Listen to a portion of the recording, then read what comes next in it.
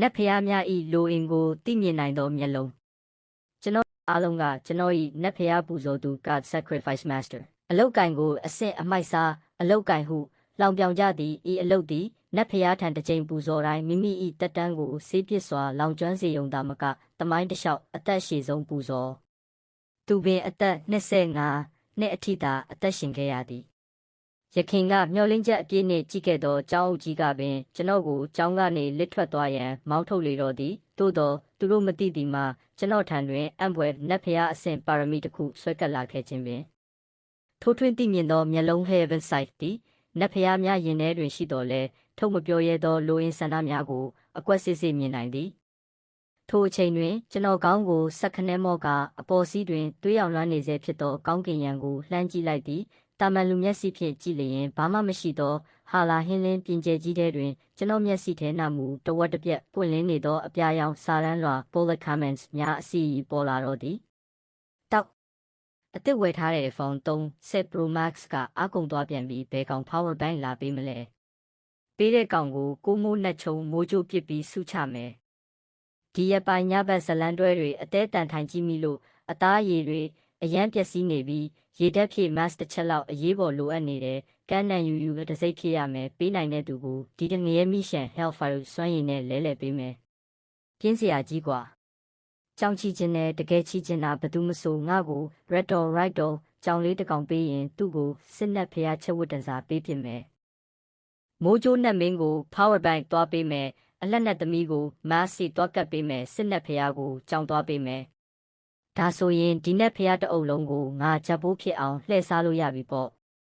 ဝတုတ်ကြီးဝမ်ဖန့်ကဆင်အောက်ကနေစိုးရိမ်တကြီးလက်လန်းပြနေသည်ကျွန်တော်ကောင်းမော်ပြီးဝတုတ်ကြီးကိုကြည့်လိုက်သည်ထို့နောက်ဘေးပတ်ဝန်းကျင်ကလောင်ပြောင်နေသောမျက်နှာများကိုတစ်ချက်ဝေ့ကြည့်ကနှုတ်ခမ်းတောင်ကိုအตาရကွေးညွတ်ရင်းမကြုံစဖူးယုံကြည်မှုအပြည့်ဖြင့်ပြုံးလိုက်သည်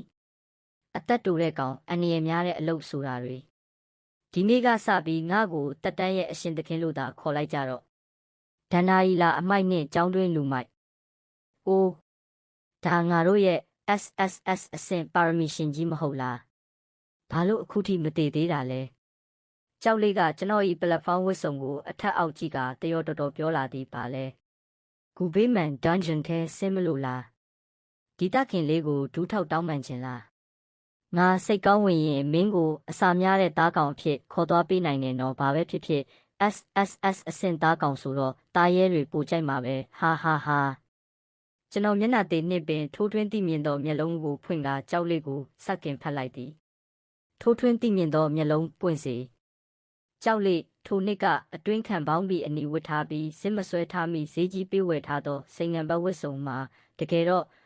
ဟွာချံပေတရုတ်အတူအပဈေးကွက်ထွက်အရေးသွေးညံတက်တုဆက်တာဖြစ်သည်မာကျောသောအရာနှင့်တိုက်မိပါကကျိုးပြက်လိမ့်မည်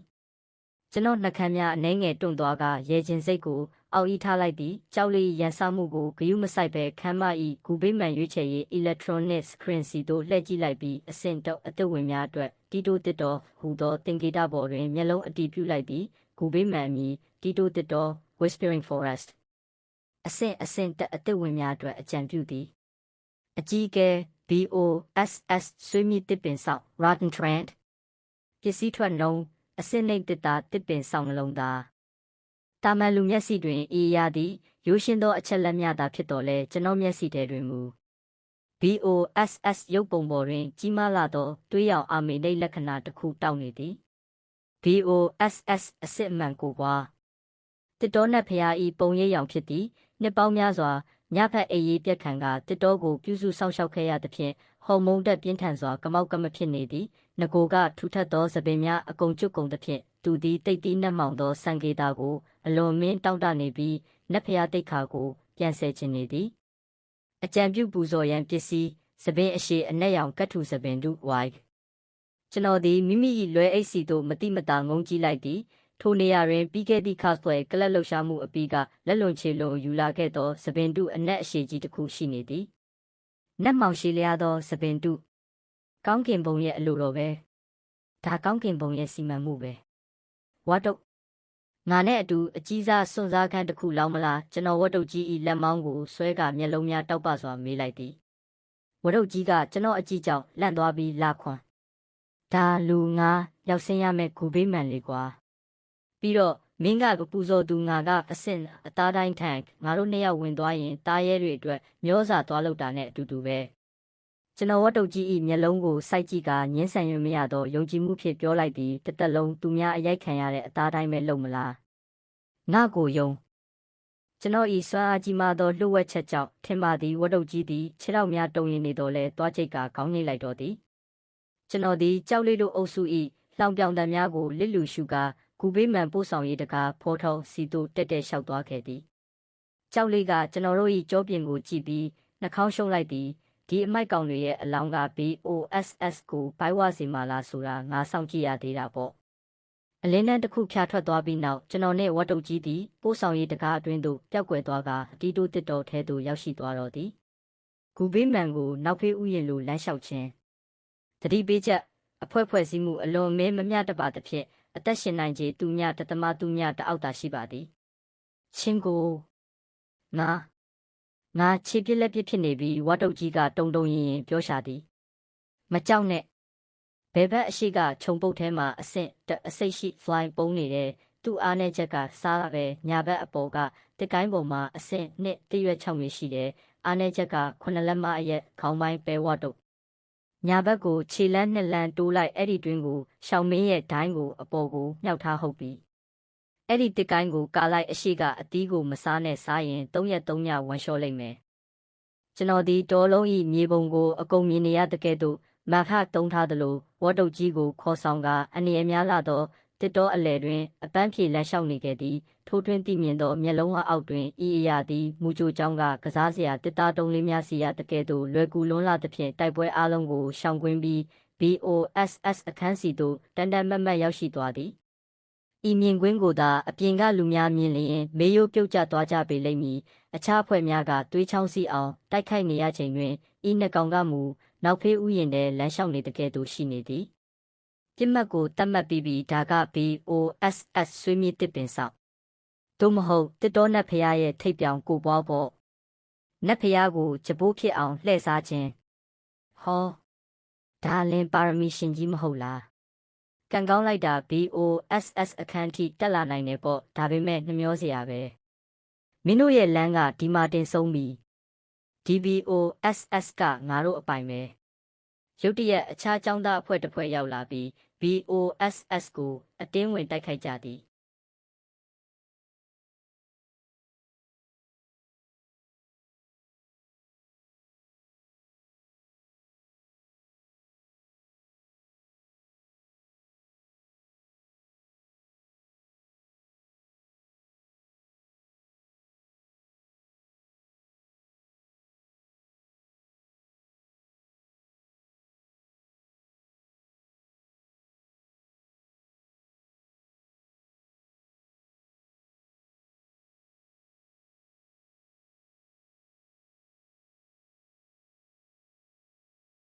လောက်ကြစမ်းတက်အမြန်တက်အာ DBOSS ကဘာလို့ဒီလောက်တောင်တမာနေရတာလဲသတင်းချက်လက်မားနေပြီဒါနတ်ဖျားရဲ့ပုံရိပ်ရောင်ပဲဟာသူတို့ဝေယုံသုံးကားဖြစ်နေချိန်တွင်ကျွန်တော်ကမူရှေ့သို့တလန်းတို့ကအိတ်ထဲမှသပင်တုကိုထုတ်လိုက်သည်ဘေးကလူကအံဝရကြီးအော်သည်မင်းသပင်တုကြီးကင်ပြီးဘာလို့မလို့လဲမင်းကိုမင်းအတူပအတွက်ပြင်ဆင်နေတာလားအာဟာမင်းယူသွားပြီလားပြန်လာခဲ့သေးလိမ့်မယ်ကျွန်တော်ဒီတစ်တော်နတ်ဖျားရှိတွင်ရက်ကသပင်တုကိုမြှောက်၍ပူဇော်လိုက်သည်နတ်ဖျားဤပုံရိပ်ရောင်သည်သပင်တုကိုကင်တွယ်ကြည့်ကမျက်ရည်များဝဲလာတော့သည်ဒီအထိတွေ့ဒီတောက်ပမှုဦးငါမှာသပင်တွေပြန်ရှိလာပြီဟာမိုးကြိုးနတ်မင်းအဖိုးကြီးနောက်တစ်ခါတွေ့ရင်သူ့မျက်နှာကိုငါသပင်တွေနဲ့ရိုက်ပစ်ဦးမယ်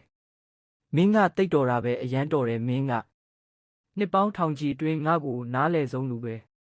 ဟိုအမိုက်တက်တာတွေတန်ချစ်တက်နေတဲ့ဓားမြောင်တွေလာပူဇော်တဲ့ငရုံးတွေကတော့ငါတကယ်ဘာလို့ခြင်းလဲဆိုတာဘယ်တော့မှသိမှာမဟုတ်ဘူးဂုံယူပါသည်အိမ်ရှင်ဤသပင်တူဤတန်မိုးမှာထင်မှတ်ထားသည့်ထက်ပိုမိုမြင့်မားပါသဖြင့်ဒါအစစ်မြင့်နတ်ဖျားလက်နက် artifact မဟုတ်လားမတရားဘူးသပင်တုတစ်ခုပေးုံနဲ့ဘာလို့နတ်ဖျားလက်နက်ရတာလဲ ဒါခိုးချတာအခြားအဖွဲ့ကမကြေမနက်အော်ဟစ်သည်တစ်တော်နတ်ဖျားကမျက်မှောင်ကုတ်ကစူညံလိုက်တာငါရဲ့သပင်ပုံစံအစ်စ်ကိုခံစားနေတာကိုလာနှောက်ယှက်တယ်တေတံပဲဝုံမျော်လင့်မထားပဲအနှောက်ယှက်ပေးသူများအကုန်လွင့်စင်သွားကြသည်ထို့နောက်တစ်တော်နတ်ဖျားကကျွန်ုပ်ကိုကြည့်ကလေတံအေးဖြစ်ညီလေးဒီစပင်တုကကောင်းတော့ကောင်းပါရဲ့ဒါပေမဲ့ထိမ့်သိမ်းရမယ့်ပစ္စည်းလိုဦးမယ်ထင်တယ်လူလောကမှာခေါင်းလျှော်ရည်ပေါင်းစေး hair conditioner ဆိုတဲ့နတ်ဖျားပစ္စည်းရှိတယ်လို့ငါကြားဘူးတယ်ကျွန်တော်ကရင်ဘတ်ကိုပုတ်ကာရေမောလိုက်သည်စိတ်ချပါနတ်ဖျားမင်းကြီးနောက်တစ်ခါတွေ့ရင်ပေါင်းစေးတင်မကဘူးဤပညာမြင့်အာယွန်စပင်ကောက်ဆက်ရတဲ့ curling iron ပါယူလာပေးမယ်နတ်ဖျားလောကမှာအလန်းဆုံးအမိုက်စားဖြစ်စေရမယ်ရလက်နှင့်အစပြုခြင်းနတ်ဖျားထွက်ခွာသွားပြီးနောက်မြေပြင်တစ်ခုလုံးရွှေအိုရောင်ပစ္စည်းများဖြင့်ပြည့်နှက်သွားသည်မြေပြင်တစ်ခုလုံးရွှေတွေကြီးပဲချမ်းသာပြီဟိတ်ငါလက်နဲ့တော်မဲပစိန်ရှိလားအရင်ကြည့်ရအောင်ဝါတုတ်ကြီးကမျက်လုံးပြူကအော်တော့သည်အေးစစ်စစ်လုပ်ပါအကုန်စစ်စစ်ပြီးမှခွဲကြတာပေါ့ဂူဘေးမှန်ရှင်းလင်းမှုရလက်တီတိုတစ်တော်အစင်တမတ်ချက် SSS ဒါမဖြစ်နိုင်ဘူးမင်းကမိစ္ဆာကောင်းပဲအပြင်ကစောင့်ကြည့်နေသူများစွန့်ကုန်ကြသည်ကြောင်အကြည့်မနေနဲ့ပစ္စည်းတွေကောက်ဆန်းဝါတုတ်တာကအစပဲရှိသေးတယ်ပြုံးရင်ပြောလိုက်လေသည်